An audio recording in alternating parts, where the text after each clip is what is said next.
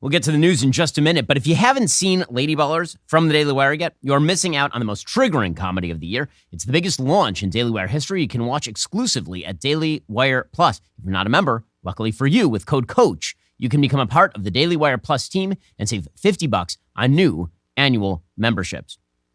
Well, there are a lot of threats facing America these days. One is the threat of fiscal collapse. Mid to long term, America's economic system is increasingly unsustainable. We are currently running a $33 trillion national debt. Our actual national debt, including unfunded liabilities, runs at least another $80 trillion over the next 75 years. Virtually all of that is driven by Medicare, Medicaid, Social Security shortfalls. This means sooner or later, we're going to have to radically increase taxes, cut benefits, or inflate our own currency. Those are the only options available. Another threat is the threat of foreign aggression. The United States is lucky. We're surrounded by ocean on one side, ocean on the other side, Mexicans to the south, and Canadians to the north. But that does not mean that we are invulnerable. As the world becomes a more and more dangerous place as American power recedes, we will feel that everywhere, from our pocketbook to our military budget. American hegemony has created a global economy that has paid off for the American consumers in extraordinary ways. That can easily be reversed, and indicators are that it will be. A third threat is the threat of internal moral collapse. Indeed, this threat is the chief factor behind the first two threats. As our communities die, our local institutions lose credibility and loyalty, and we stop having kids, our economy turns upside down. The government grows, but the population that has to fund it doesn't. Government spending grows, but the population supporting that government spending does not. As the post-American future takes hold at home, it will similarly take hold abroad, with our enemies ready to fill that gap. That last threat is the truly frightening one. It's the reason for America's polarized politics. We used to share basic values, particularly at the local level. Now, those values are falling away, replaced with hatred and rage, largely at Christians and white Americans. Take, for example, James Carville. Carville is a Clintonian political voice. In fact, he was the lead political strategist for the Clintons. He's a person who has routinely urged the Democratic Party to move away from its most extreme, radical, woke positions, understanding that they are electoral poison. But now, he has apparently decided that the Republican Party in general is a threat to the United States, that it is what he calls a Christian nationalist party. Now, what does he mean by that term? Apparently, he doesn't mean that many Republicans prefer to see a revitalized church at the center of American life, a proposition which not only is reasonable, it's a proposition with which I wholeheartedly agree as an Orthodox Jew. Americans need more church. Now, that's not what James Carville means. He means the Republican Party is, in the words of far-left Daily Kos founder Marcos Militzis, an American Taliban. Here was Carville on Bill Maher's show on Friday night. Mike Johnson and what he believes is one of the greatest threats we have today to the United States. I promise you, I know these people. Well, you're talking about Christian nationalism. Absolutely. Talking about this is a bigger threat than Al-Qaeda to this country. And let me tell you something. They have Speaker of the House. They got probably at least 2 Supreme Court justices, maybe more. Right? Don't kid yourself. And people in the press have no idea who this guy is, how he was formed, what the threat is, and this is a fundamental threat to the United States. It is a fundamental. They don't believe in the Constitution. They'll tell you that. Mike Johnson himself says, what is democracy but 2 wolves and a lamb having lunch? Now, what he's saying here is truly nutty. In Carville's views, he says, 2 Supreme Court justices and the Speaker of the House are leading the charge for a Christian theocracy. By the way, that quote from Mike Johnson, it is not a revocation of republicanism, meaning a representative democracy. It is a revocation of the idea that you can simply, through majority vote, decide all issues. But according to James Carville, that is a Christian theocracy. And again, he says there are 2 Supreme Court justices who are on board with Christian theocracy. I wonder who those would be. Maybe Amy Coney Barrett, Clarence Thomas. He doesn't make it clear. And, says James Carville, they are a bigger threat than the terrorist group that committed 9/11. And by that, he really means than radical Islam in general. Again, this is wild stuff. We'll get to more of this in just 1 second. First, Pure Talk has you covered for the holidays with a free Moto 5G phone. No gimmicks, no trade-in necessary. Just sign up for Pure Talk's unlimited talk, unlimited text, 15 gigs of data. You can get all of this for just $35. You'll get the Moto G 5G phone for free. But here's the deal. You need to move fast because these phones are almost gone. So if your current phone is on life support, upgrade for free with Pure Talk. The new Moto G 5G boasts a 2-day battery life, an exceptional quad-pixel camera, and a whole lot more. Pure Talk gives you America's most dependable 5G network at half the price. So make that switch today. Just go to puretalk.com/Shapiro, get this exclusive offer, and select the plan that's right for your family. Remember, Pure Talk gives you America's most dependable 5G network at half the price. So make that switch today. That's puretalk.com/Shapiro. Claim your free Moto G 5G phone with a qualifying plan. Again, that is puretalk.com/Shapiro. Pure Talk is simply smarter wireless. Go check them out right now. I've been using Pure Talk myself for a couple of years now. The coverage is great. You're going to love it. And again, you get that special deal, puretalk.com/Shapiro to get started. Now, James Carville isn't the only Democratic voice who sees traditional Republicans as the enemy. Carville says it's all about the Christian nationalism that is inherent in the Republican Party. But that's leaving aside the woker side of the party. That would be represented by grifter extraordinaire Ibram X. Kendi. Ibram X. Kendi, you'll recall, is the author of How to Be Anti-Racist. His entire premise is that if you do not mirror the prescriptions of Ibram X. Kendi, then you are in fact a racist. And he says that his fellow Americans are generally white supremacists. I don't think white people worldwide have really reckoned with how much their own personal identity is shaped by constructions of whiteness, and how much that construction of whiteness prevents white people from connecting to humanity. In other words, recognizing that when you recognize that you are part and parcel of humanity, in other words, you're not over humanity.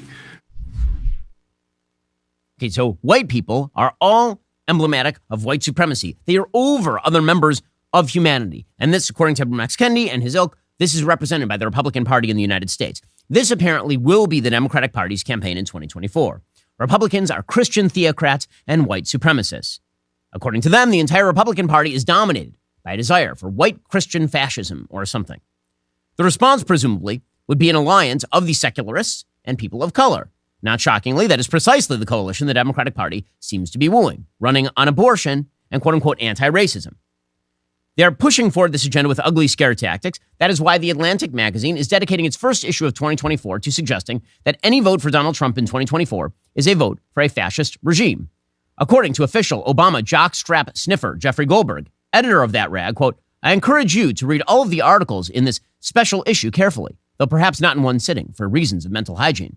Our team of brilliant writers makes convincingly dispositive case that both Trump and Trumpism pose an existential threat to America and to the ideas that animate it, unquote. Yes, according to these folks, if you vote for Trump, you have handed away America's future.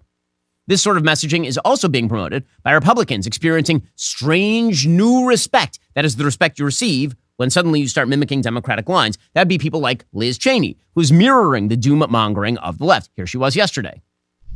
Say Donald Trump, if he is reelected, it will be the end of the republic. What do you mean? He's told us what he will do. People who say, well, if he's elected, it's not that dangerous because we have all of these checks and balances, don't fully understand the extent to which the Republicans in Congress today have been co-opted. One of the things that we see happening today is sort of a sleepwalking into dictatorship in the United States. Sleepwalking into dictatorship, fascism, white supremacy, Christian nationalism, all the buzzwords, and all of it is going to materialize if Donald Trump becomes president in 2024. Now, ironically, this sort of alarmism is one of the very biggest root threats to the country. Countries in which both sides start speaking about how the next election is the last election, about how their political opponents, if they win, mean the end of the country, are in serious, serious trouble. That sort of scaremongering gets out votes because everybody freaks out, but it also sets the house on fire in the name of saving the house. Listen, I want Joe Biden to lose in 2024. I think he's a terrible president doing dangerous things that will be incredibly difficult to rectify. But the end of America is not, in fact, nigh in 2024.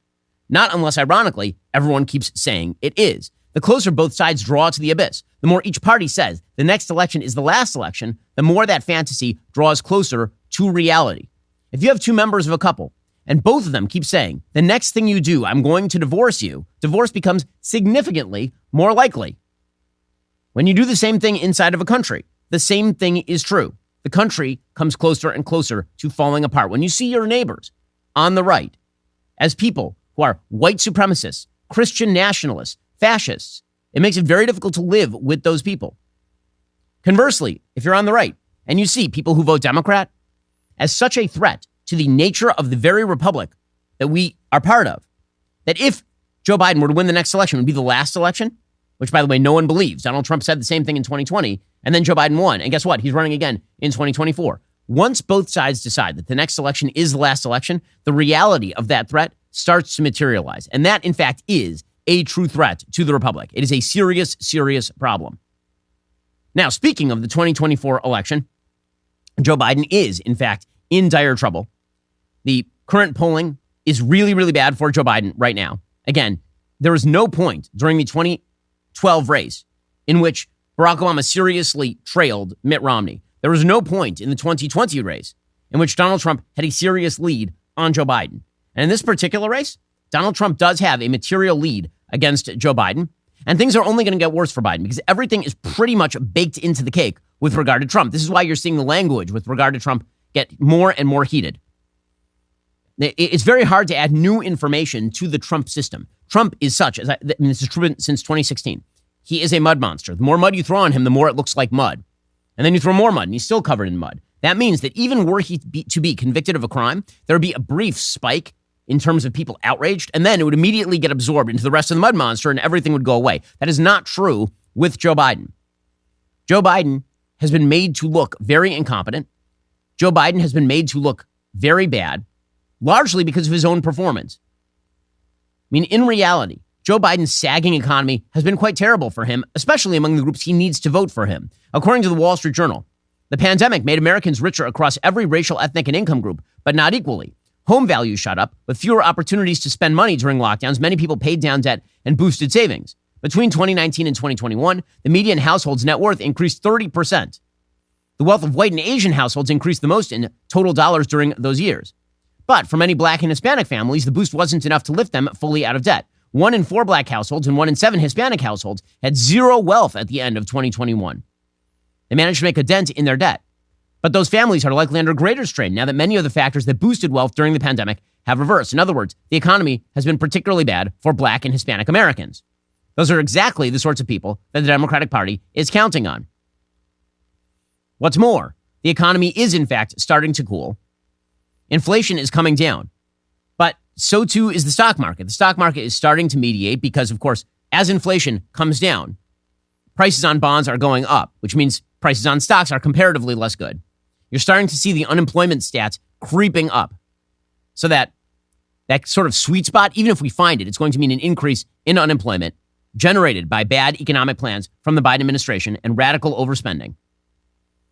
Right? All of that is leading up to the election in which Joe Biden is going to be 80-some years old, obviously not doing well physically, obviously not all there mentally, plus hit with more corruption scandals. We'll get to that in just 1 second. First, it is the season of giving. What better way to express love and appreciation than by presenting the timeless and exquisite gift of fine pearl jewelry? At the Pearl Source, you get the highest quality pearl jewelry at up to 70% off retail prices. The Pearl Source cuts out the middlemen by eliminating those crazy jewelry store markups and selling directly to you, the consumer. You can order from the comfort of your home. You'll find the largest selection of pearls available anywhere. Each jewelry piece is custom made specifically for you.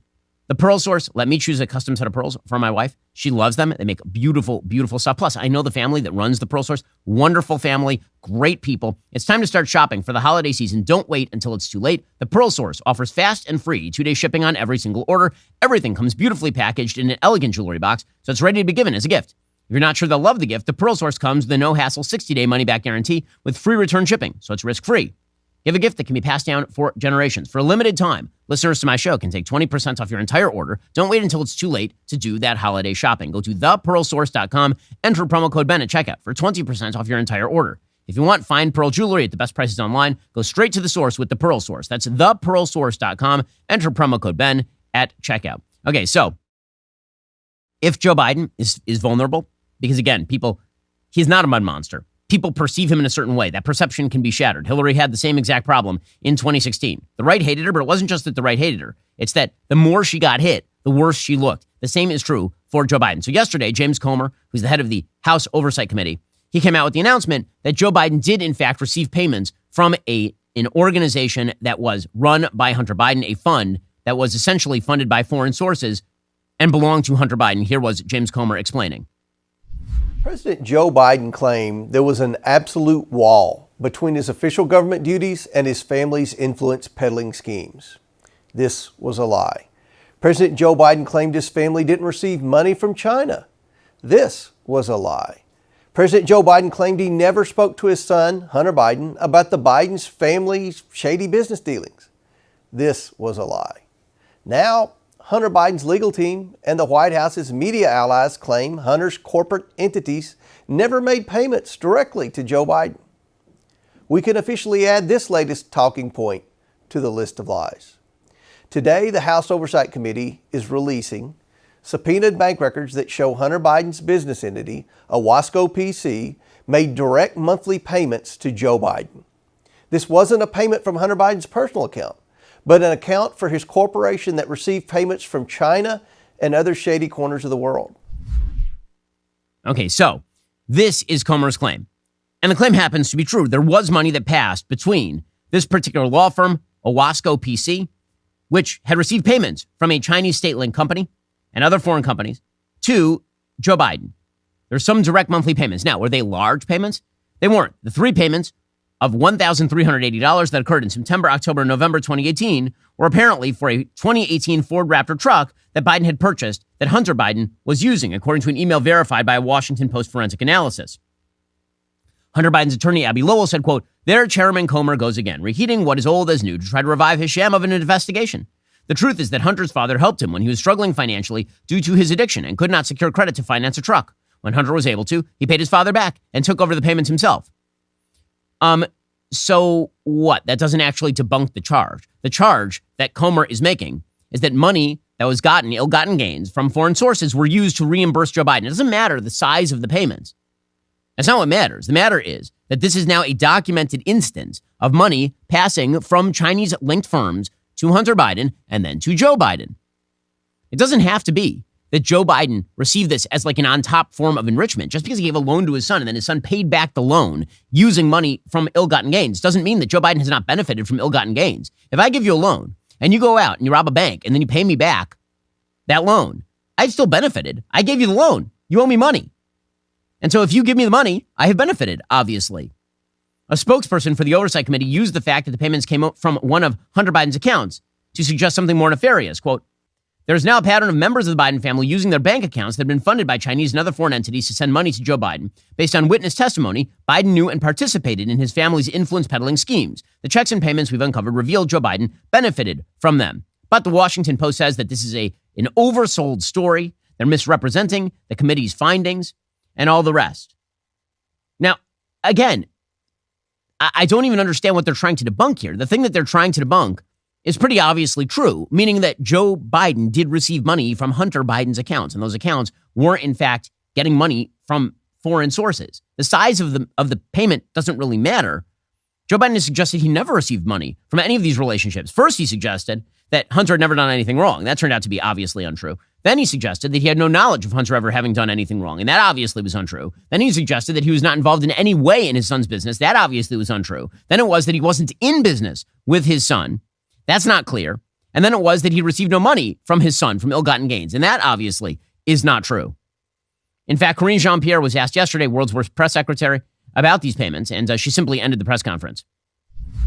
The White House has said repeatedly that the president and his son were never in business together. They've said that repeatedly also in this room. According to bank records obtained by the House Oversight Committee, though, one of Hunter Biden's businesses, Osawa PC, set up direct payments to the president. Did the president accept payment? And why would there be such an arrangement if they were never in business together, or if there was a wall of separation, as the president has previously said? So I have to be clear with you. I have not seen that report, so I would have to refer you to my colleagues over at the White House counsel's office on that particular question. All right, everyone. See some of you in Boston or on Wednesday. Thanks, everybody. Catch you later. Bye. Again, none of this is going to benefit Joe Biden. His record on the economy is weak.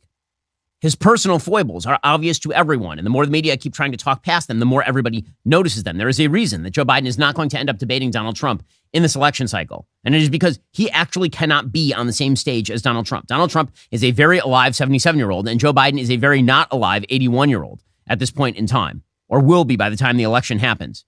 In 1 second, we'll get to Joe Biden's foreign policy record. Finally, the perfect gift for somebody who has everything. A gift that will reach eternity. What could be more important? Preborn gives this gift 200 times every day, rescuing babies whose lives are in peril. These babies' lives are precious and beautiful. Their heart begins to form at conception, and at just 3 weeks, it's already beating. At 5 weeks, a baby's heartbeat can be heard on ultrasound, and by 6 weeks, eyes are forming. Preborn needs our help to save these precious souls. See, moms have been lied to all over the country. They have been told that what's growing inside them is not, in fact, a child, let alone their child. It is just a big nothing. But ultrasound disabuses them of that notion by introducing them to their children long before the kids are born. For just $28, you can sponsor an ultrasound and introduce a mom to her baby, which doubles that baby's chance at life. Right now, through a matching grant, your gift saves twice as many babies. Please give the gift of life. Have your donation matched today by dialing pound 250, saying keyword baby. That is pound 250 baby, or donate securely at preborn.com/Ben. That is preborn.com/Ben, or dial pound 250 and say keyword baby to get started saving lives today. Okay, meanwhile, the Biden administration foreign policy. Right now, there are several issues on foreign policy that are threatening to Biden's reelect efforts. One of them is obviously Ukraine. This was the great moral war that Joe Biden got behind very early on. And it wasn't immoral for the United States to support Ukraine in preventing Russia from taking over the entire country. Now, all the isolationists out there who are like, well, Ukraine provoked Russia into it. Let's assume for a second that you're totally right. Does that mean that Russia now gets to completely ingest Ukraine? Is that the actual solution? Is that Russia gets to ingest Ukraine and put itself on the borders of NATO, by the way? Would that be like a smart solution? Or does it make sense that you provide enough aid for Ukraine to actually be able to repel that invasion and then recognize what the realities are on the ground, which is that Russia has significant buildup in Donbass, in Crimea, and that short of going to direct war with Russia, which nobody wants, the final lines of demarcation were pretty obvious by like April, May, June of 2022. And yet Joe Biden never made clear what exactly his goals were in Ukraine. Instead, they just kept saying things like, as long as it takes, whatever the Ukrainians want. Well, the problem is that the Ukrainians had never even articulated a goal other than the complete liberation of Donbass and Crimea. And then the United States was not willing to provide the weaponry that would actually be necessary, like the F-16s that would be necessary in order to actually achieve air superiority, for example, in those particular regions. They had not been given the ammunition and armaments necessary to actually make that sort of thing effective. And so hundreds of thousands of people have been dying on both sides of this particular war in pursuit of moving a line that has not moved. This has turned into World War I trench warfare, essentially. And yet the White House is now proclaiming that if this thing turns into a stalemate, which it already is, then obviously that'll be because of some shortcoming in funding. Now, it's pretty obvious all along what should have happened here. Henry Kissinger spelled it out again last year. It was an unpopular point of view, but it happened to be correct. He basically said that the United States was going to have to make clear to the Ukrainians what the solution was. Namely, we'll provide you enough aid that you guys are not invaded again and that you can defend yourselves against future invasion. We'll provide you some sort of defense guarantee. Also, you're probably not going to enter NATO, because if you enter NATO, then that is obviously going to project aggression against the Russians. You're not going to be formally admitted to the EU, at least not right now. And also, Russia is going to basically maintain the lines that they gained under President Obama, by the way, in 2014 when they invaded Russia, when they invaded Crimea and the Donbass. And then the United States was going to have to make that side deal with Putin and go to Zelensky and the Ukrainians and basically cram it down on them and say, listen, we're the ones who are signing the checks, and that's the way this deal is going to go. Why? Not because that's bad for Ukraine or Zelensky, but because it's good for Ukraine or Zelensky. Because Zelensky, at this point, cannot go back to his own people and tell them, I'm not taking Donbass, I'm not taking Crimea. He obviously has every interest in saying that he's going to take both of those things, but it's not really a plausible solution. And so instead, because the Biden administration did not have the stones to simply go and negotiate that deal and then give Zelensky the ability to rip on Biden and say, listen, I wanted more, but Biden forced it on me, because Biden wasn't willing to take that hit. Instead, Biden is going to take the entire hit, which is going to be a consistent feeling of stalemate with no off-ramp anywhere in here. And he's going to be the one who pays the political price for that.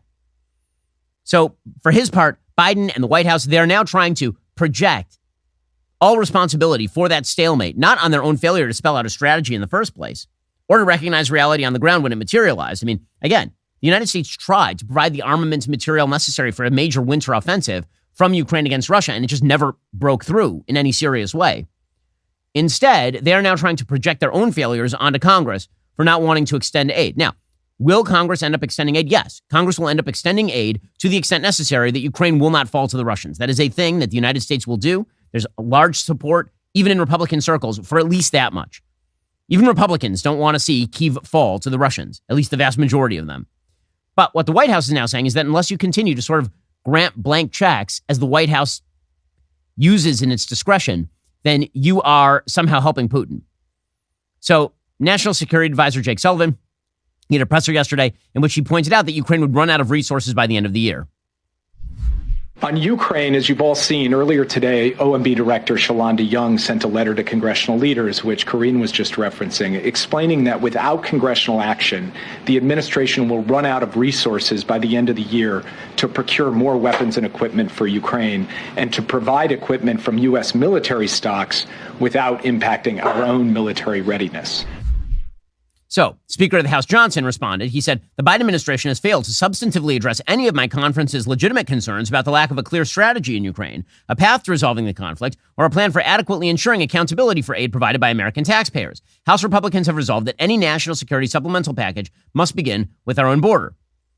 And again, there will be some sort of package deal that ends up signed here, mainly because Joe Biden and the Democrats keep vetoing each independent part of this bill. But the White House, instead of spelling out what their actual plan here is, instead, they're suggesting that if you don't support the kind of funding they want, you are helping out Putin, which, again, is not going to be a particularly strong argument.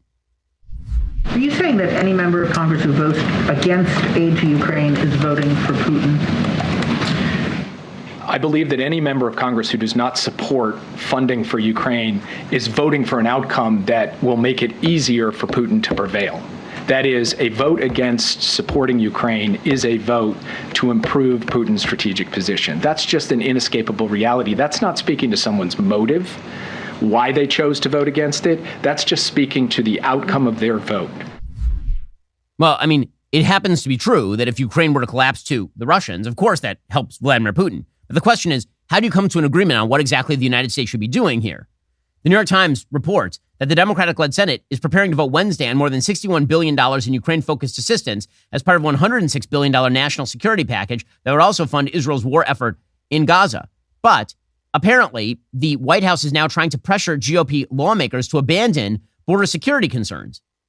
So the Republicans are aiming for some sort of border security package attached to all of this, and Democrats are saying no. So now who is against the aid? Again, if this is a battle of poison pills, that's a pretty significant poison pill you're throwing in there. Republicans are saying, how about some border security? And Democrats are saying no. Why would you say no? And by the way, it's not as though this administration has laid forth a cohesive strategy with regard to Ukraine.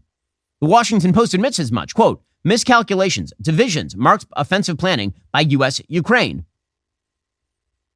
Apparently, a meeting in Brussels less than 2 weeks into the campaign illustrates how a counteroffensive born in optimism has failed to deliver its expected punch, generating friction and second-guessing between Washington and Kyiv, and raising deeper questions about Ukraine's ability to retake decisive amounts of territory. As winter approaches and the front lines freeze into place, Ukraine's most senior military officials acknowledge the war has reached a stalemate. This examination of the lead-up to Ukraine's counteroffensive is based on interviews with more than 30 senior officials from Ukraine, the United States, and European nations.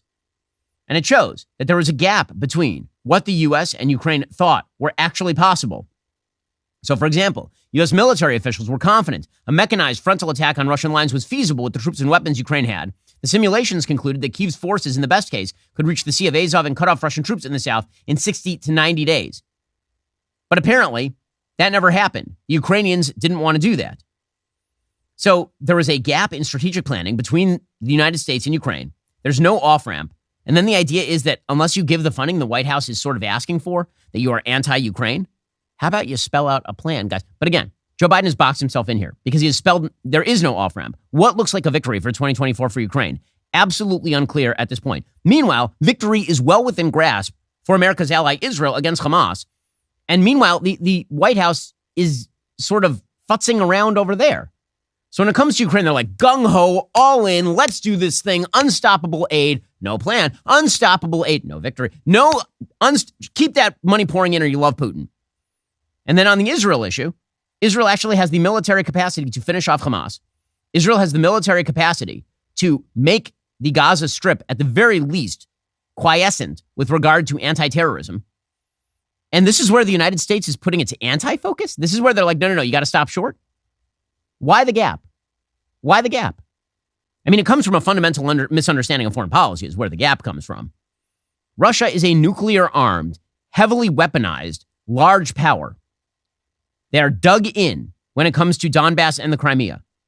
There is no rationale for any sort of logic that Ukraine is going to take both those areas.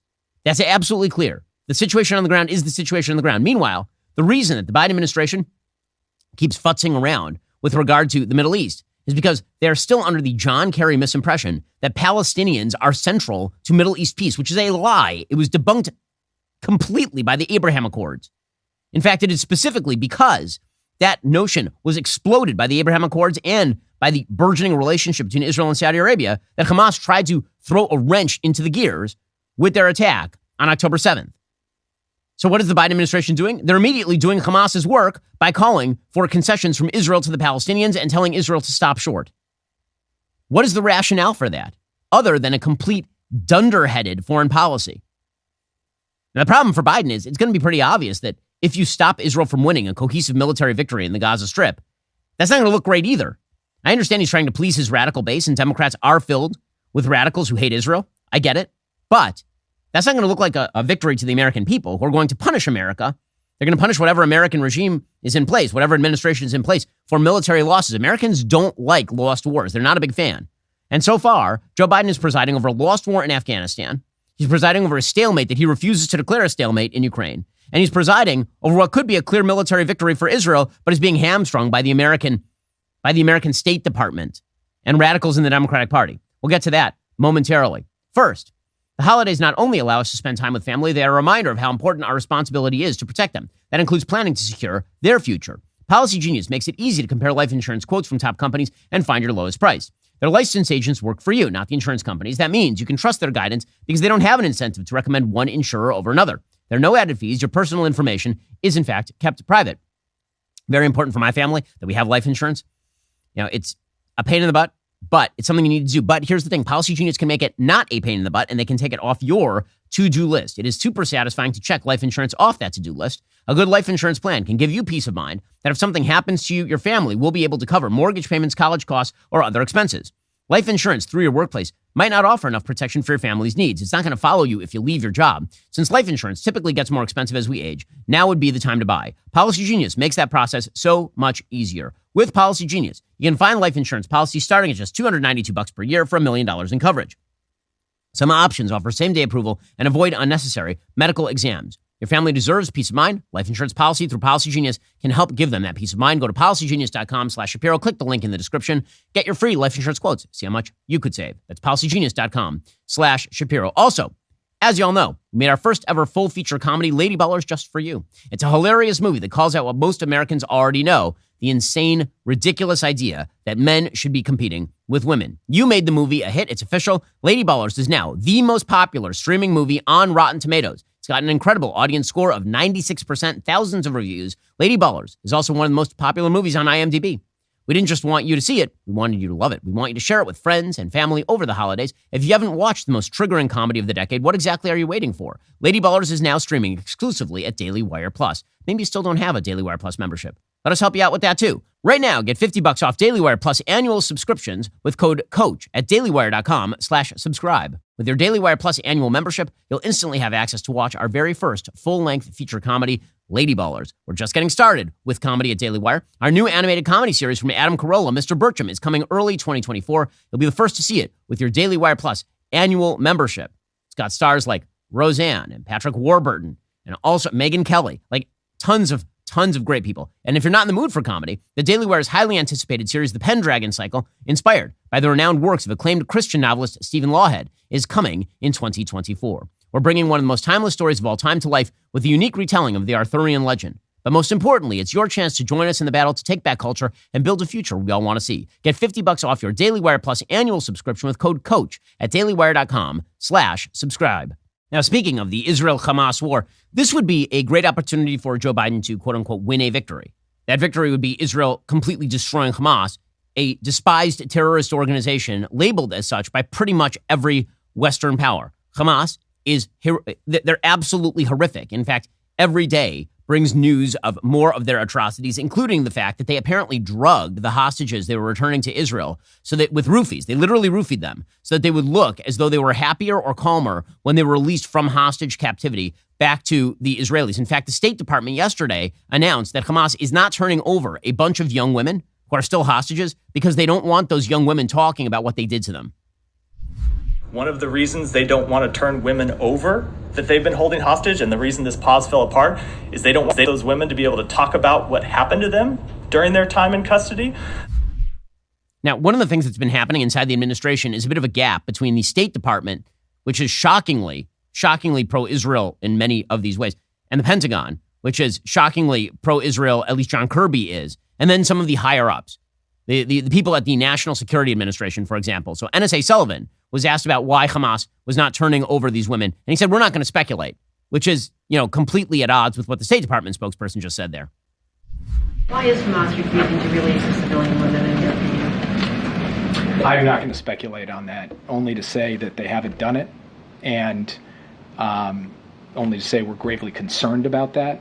But I'm not going to speculate as to their reasoning.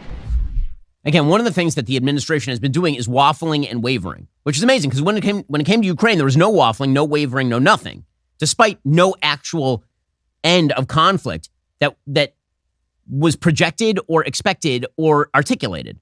Here is pretty obvious what the goal is, and the administration is working to obfuscate that goal. Not only that, the administration is working really hard not to tick off its progressive left-wing base on this issue, and the somehow mistaken belief that in order to win over its left wing and thus win the presidency, they have to throw Israel under the bus, which of course is ridiculous because by polling data, most Americans are much more supportive of Israel than, for example, Hamas. So if the administration played it the other way and they said, Hamas has to go, Hamas is evil, Hamas committed mass rape, Hamas committed mass murder, Israel has to go in and do what it has to do, and we're going to worry about what happens on the other end afterward. This is a moral fight. If the administration were to say something like that in the same way that they say it about Ukraine, that's a victory Israel would actually win. That's what's truly amazing about this. Meanwhile, you have Karine Jean-Pierre yesterday. She was asked about Pramila Jayapal, who's the head of the Congressional Progressive Caucus. You'll recall yesterday we played a clip of her explaining that there needed to be balance with regard to how people talked about rape by Hamas. That sure, Hamas was raping people, but they have to be balanced in how they talk about that so as to establish a moral equivalence between Israel and Hamas. Here is Karine Jean-Pierre refusing to condemn Jayapal on this. Can I get the White House's response to Congresswoman Jayapal's comments over the weekend? In her interview, she said sexual violence should be condemned, but that we have to be balanced in our condemnation. Was that an appropriate comment? Look, so we've been very, very clear. You heard a little bit from Jake Sullivan about this. I can only speak for the president. That's who I can speak for. And we've been clear. What Hamas did is absolutely reprehensible and full stop. We're going to continue to be clear about that. And we think about, rape and the use of rape as being used as a weapon. That is also reprehensible. But why exactly won't they condemn Pramila Jayapal, or for that matter, Rashida Tlaib, or for that matter, Ilhan Omar? And the answer is because they're afraid of their left-wing base. The left-wing base is still governing this administration, at least at the margins. And that left-wing base is crazy, okay? Brianna Joy Gray, who is kind of a crazy person, she's the former national press secretary for Bernie Sanders, unsurprising. She tweeted this out, quote, "Believe all women." She's talking about the rape of Israeli women. "Believe all women" was always an absurd overreach. Women should be heard. Claims should be investigated, but evidence is required. The same is true of the allegations out of Israel. But also, this isn't a believe women scenario because no female victims have offered testimony. So, first of all, they were shot in the head. You know who's not around to explain to you about their rape? The people who are dead because they were shot in the head or kidnapped. Those people not around to talk about it. But there are many contemporaneous accounts, witness testimony, medical reports. But it doesn't matter. It doesn't matter because, again, the idea from the radical left is to reestablish this moral equivalence. And the Biden administration, for some reason, keeps on falling for it over and over. It's in the Democratic Party and it's certainly in the media. Bernie Sanders yesterday did what he does best, establish that moral equivalence. He suggested that the Netanyahu government is being immoral. Now, you have to understand the coded language here. There's a bit of a code. When people on the left say the Netanyahu government, they are ignoring the fact that there is a unity government in Israel right now. Yes, Benjamin Netanyahu is the prime minister. He is part of a war cabinet. He can be overruled by that war cabinet. He's just a vote. in that war cabinet. Benny Gantz is a member of the opposition party. He's the person many Democrats would like to see leading the country right now in Israel. And he's part of the government. That's a unity government. That's why Bernie keeps saying Netanyahu, because there is this bizarre notion on the left that if Netanyahu were not there, somehow this would be going differently. It would not. It would be going exactly the same, or in some ways, probably harsher. Netanyahu tends to be an incrementalist on a lot of this sort of stuff. Gantz and Gallant, not particularly clear that's the case. Anyway, here was Bernie yesterday doing his routine. At a time when over 250 people have been killed in the West Bank, I'm not talking about Gaza, talking about the West Bank, since October 7th. And more than 1,000 Palestinians have been driven off of their land in the West Bank. No, in the midst of all of that, I do not believe we should be appropriating over $10 billion for the right-wing extremist Netanyahu government to continue its current military approach. What the Netanyahu government is doing is immoral. It is in violation of international law, and the United States should not be complicit in those actions. Love hearing about international law from communist fellow travelers. It's really a lot of fun.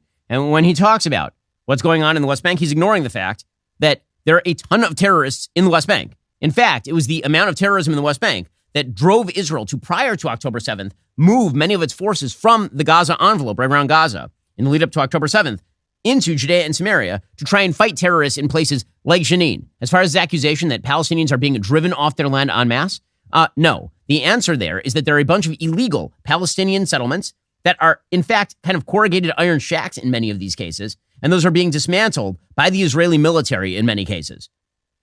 It is amazing. If you build an extra bedroom in Efrat, which is like a really nice city in the West Bank, and it's a Jewish city in the West Bank, then this means you're violating international law. If, however, you prop up a corrugated iron shack in Judea and Samaria, and you call it historic Palestinian territory, and then the IDF comes and dismantles it, then this is somehow dispossession.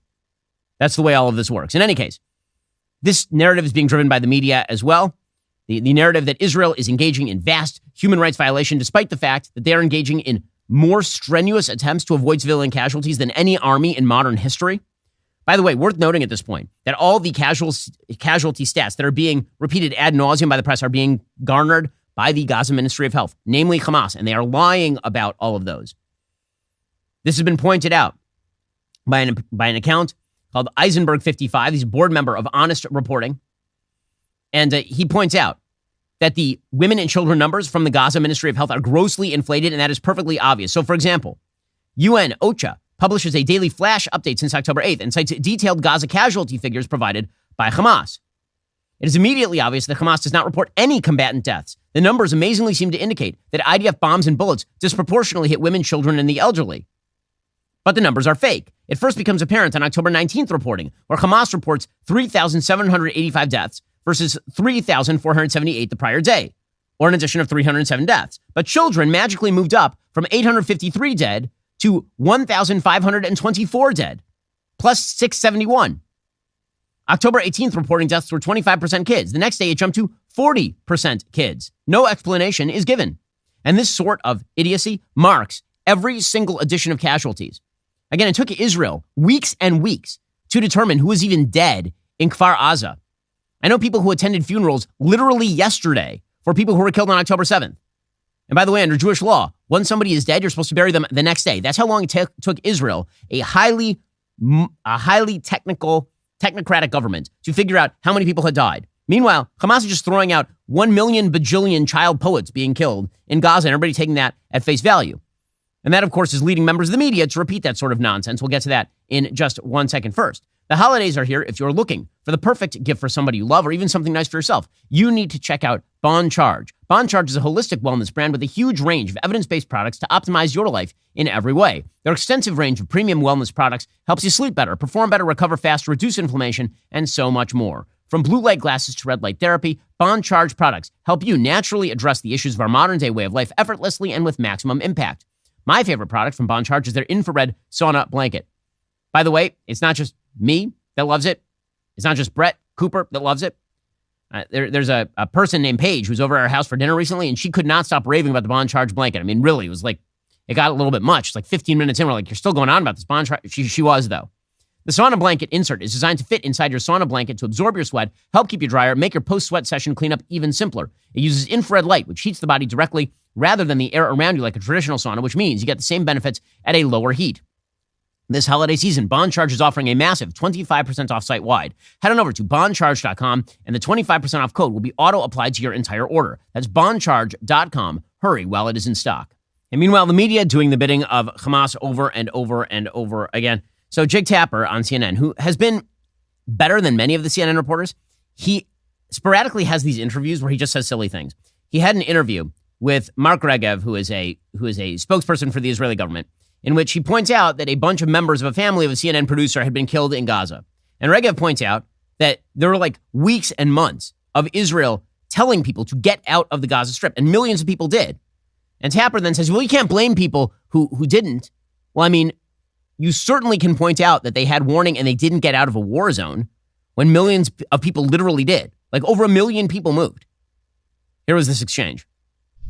It's very hard to believe that, especially on a day when one of our producers lost 9 members of his family who were not members of Hamas, not members of the Palestinian Islamic Jihad, not members of any group, just 9 people just trying to live their lives.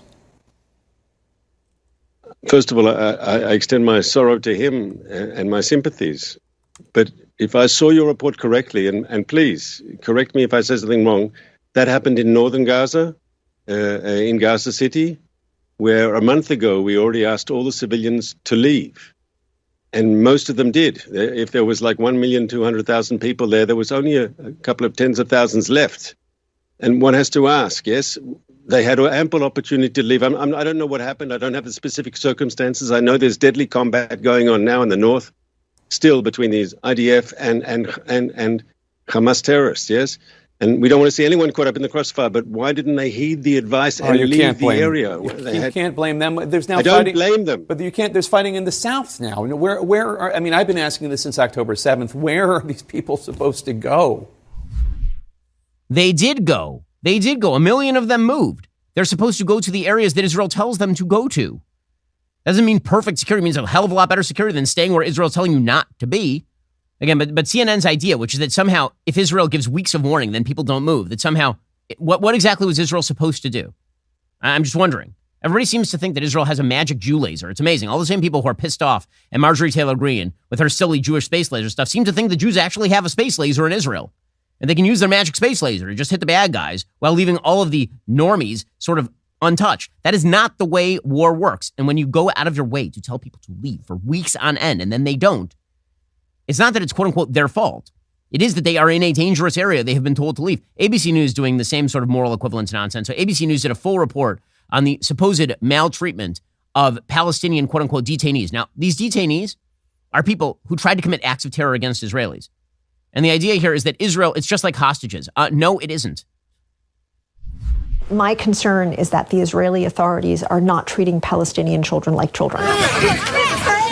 I don't think that anybody can claim that locking up large numbers of children for long periods of time is either just or helpful. Beyond that, the law is also different for Palestinians and Israelis.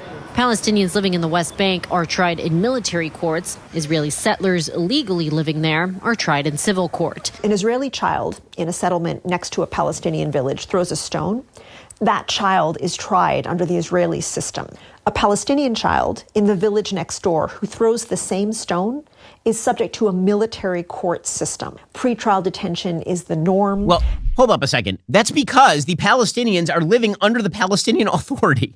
They're a foreign population in terms of actual governance. That is like saying that when a crime is committed against an American soldier overseas, that person is tried in military court as opposed to an American civil court. Well, yes. Okay, but again, the whole goal here is to try and generate some sort of moral equivalence between Israel and its enemies here. And this is the whole shtick.